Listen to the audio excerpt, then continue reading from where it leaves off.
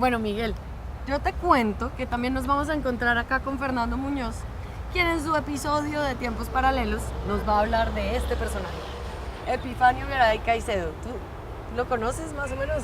Sí, había oído hablar y es un escultor y Pintor, además pintor. Además dibujante, es un artista y además es un artista íntegro. Mira, él nace en 1849, nace en una familia pues de artistas, es hijo de un pintor también y además es artista integral, como les digo, porque además era cantante lírico.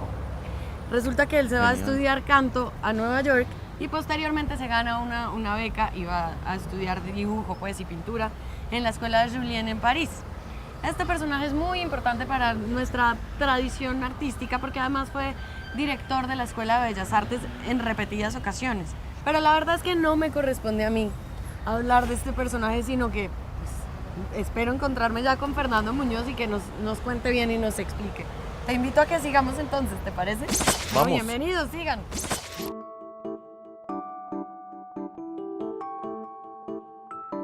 Y entonces, Fernando, esta es otra de las obras de Epifanio Garay, ¿verdad? Sí, una de las obras que más me gusta, donde yo puede uno darse cuenta perfecta que él estudió con Bouguereau, que es el maestro de maestros en cuanto a la piel.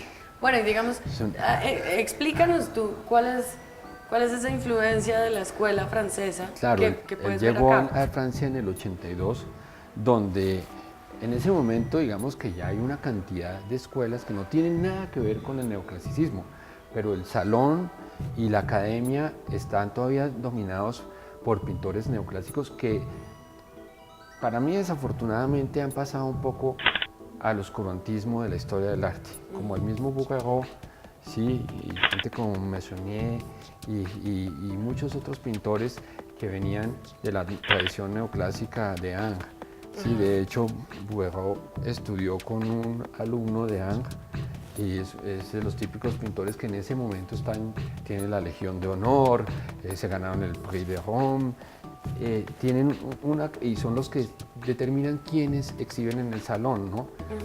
Aquí ya estamos en una época en que ya hay impresionistas, hay navis, hay incluso postimpresionistas, porque no, ya hay puntillistas, etcétera. Hay una.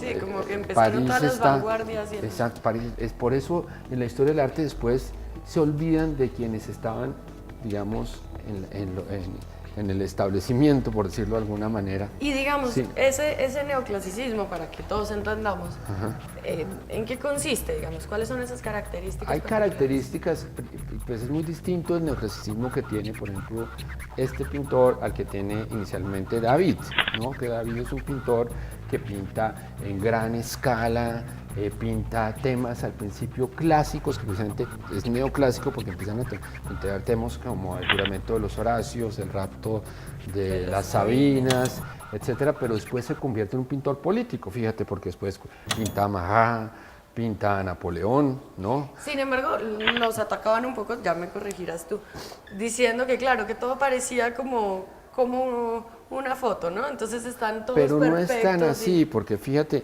aquí hay, por ejemplo, elementos románticos. Aquí hay elementos, por ejemplo, si tú ves el vestido ya, este tipo de pincelada, que es solamente un pincel de abanico, ya tiene mucha libertad. Es una pincelada que tiene más que ver de pronto con Courbet, no con tanto con Delacroix, pero sí es una cosa más moderna, más fluida, ¿no? Lo que no pasa sí, en la piel, que es una cosa muy de Ingres. Pero esto sí es como más manchones. Eso es más manchones, pero la piel sí tiene un tratamiento súper neoclásico. Bueno, y si tú me dices que él era un retratista muy importante y que también se dedicó, pues no solo a hacer retratos de familia y así, sino también de presidentes, ¿no? Claro. Bueno, ¿por qué no me llevas y me muestras Vamos a mirar algunos de esos retratos. Dale. Y aquí tenemos otra de las obras de nuestro amigo Epifanio Garay. Está gigante, además. Gigante, como hablábamos antes, es muy al estilo de un neoclásico, digamos que un neoclásico del principio, ¿no? Muy parecido a los retratos que hace David de Napoleón o de Ingres, ¿no? Y digamos, bueno, contemos quién es el que está acá, ¿no? Tú sabes perfectamente Pues, quién es el que está acá. Rafael Núñez. Claro, nuestro amigo el gran regenador. Obviamente este no es un cuadro en que Núñez ya está viejo y posiblemente algo enfermo, ¿no? Está, según dice la fecha, 1891, es el momento en que él está en un intermedio en el cual va a ser electo presidente después en el 92, pero él en este momento, a pesar de que es presidente, ¿no? Él se retiró al Cabrero y dejó... Hay una historia simpática porque es que él en un momento dado pensó que Payán, su vicepresidente, le quería hacer un golpe de Estado y él se fue corriendo de Cartagena, cogió un vapor por el Magdalena y se vino a Girardot. Payán se retiró y finalmente no le hizo el golpe, pero de todas maneras él se terminó retirándose al Cabrero y esto dice mucho de lo que está pasando acá, ¿no?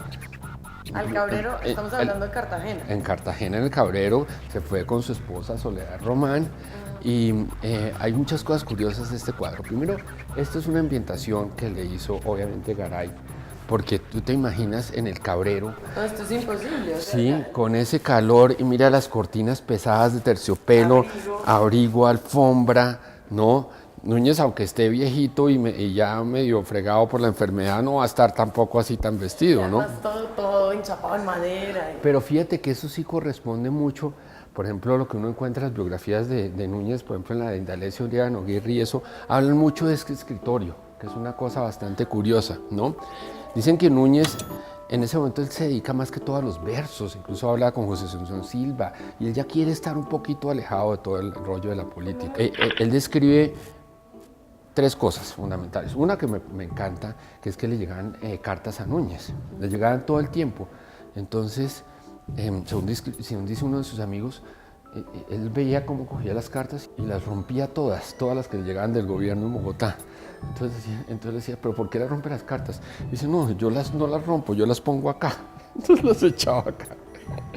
¿No? Entonces el escritorio de Núñez siempre estaba totalmente limpio de cartas, solo tenía lo que escribía en el periódico y lo que escribía de sus versos. Él se levantaba muy temprano y le daban una taza de chocolate.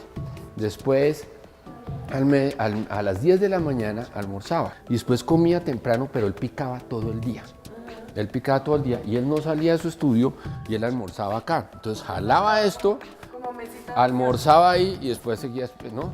Y aquí, según esto no corresponde tanto a la realidad porque aquí había un espacio, aquí había unos anaqueles que estaban cubiertos de vidrio con los libros tal y como lo vemos ahí exactamente, pero aquí había un espacio donde él guardaba sus galletas Albert, ¿sí?